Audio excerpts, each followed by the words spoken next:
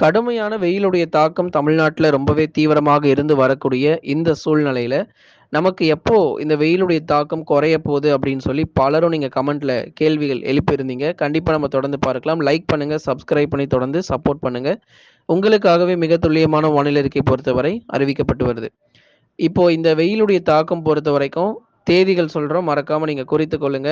ஜூலை 10லிருந்து 15 வரைக்கும் பகல் நேரங்கள்ல வெயிலுடைய தாக்கம் குறைய வாய்ப்பே கிடையாது.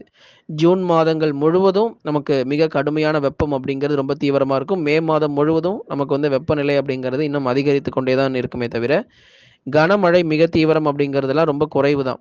ஆனா கண்டிப்பா நமக்கு எந்தெந்த நாட்கள்ல உங்களுக்கு மழை வரும் அப்படிங்கிற தகவலையும் நம்ம மிக தெளிவா நம்ம சொல்றோம்.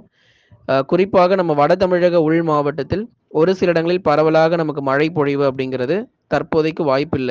உள் மாவட்டங்கள் மற்றும் கடலோர மாவட்டத்தில எல்லா இடங்களுக்குமே நமக்கு மிக கடுமையான அனல் காற்று அப்படிங்கிறது தான் ரொம்ப தீவிரமாக இருக்கும்.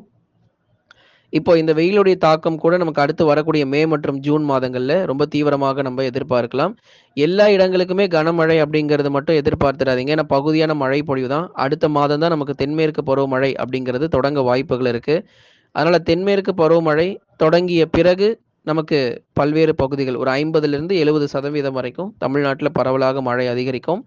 ஏன்னா நமக்கு பருவமழை தொடங்குறதுக்கு முன்னாடியே இப்போ நமக்கு மழை வாய்ப்பு அப்படிங்கிறதெல்லாம் அதிகம் எதிர்பார்க்க முடியாது. ஏன்னா கேரளாவிலேயே நமக்கு இன்னும் மழை இன்னும் ஆரம்பிக்கல. ஏன்னா அங்கேயுமே நமக்கு வந்து வெயிலுடைய தாக்கம் இன்னும் அதிகமா தான் இருக்கு கேரளா பகுதிகளிலும்.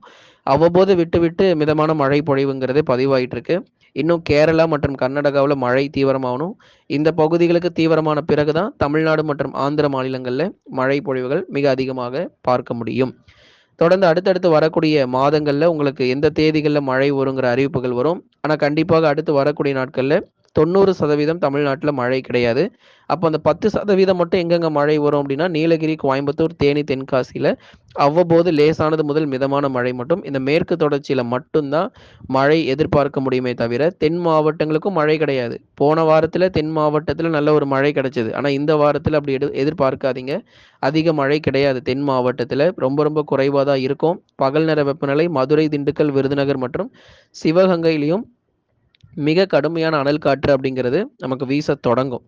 டெல்டா மாவட்டங்கள் மற்றும் தமிழக கடலோர பகுதிகள் முழுவதுமாக பெரும்பாலான பகுதிகளில் வானம் ஓரளவு மேகமூட்டமும், பகல் நேர வெப்பநிலை பொறுத்தவரை 40லிருந்து 41 டிகிரி செல்சியஸ் வரைக்கும் நிச்சயமாக கிட்டத்தட்ட ஒரு 70% நமக்கு வந்து பதிவாக வாய்ப்புகள் இருக்கு. நிறைய மாவட்டங்கள்ல 40க்கு மேலாக தான் இனி வரும் நாட்கள்ல வெயிலுடைய தாக்கமும் இருக்கும் நண்பர்களே. லைக் பண்ணுங்க, சப்ஸ்கிரைப் பண்ணி தொடர்ந்து சப்போர்ட் பண்ணுங்க. அடுத்தபடியாக நமக்கு தண்ணீர் பற்றாக்குறை ரொம்ப தீவிரமாக இருக்கு அப்படிங்கிறதையும் நீங்க சொல்லியிருந்தீங்க. ஆனா நிச்சயமாக இந்த மழையினுடைய வாய்ப்புகள் அதிகரிக்கும்போது உங்களுக்கு அறிவிக்கிறோம்.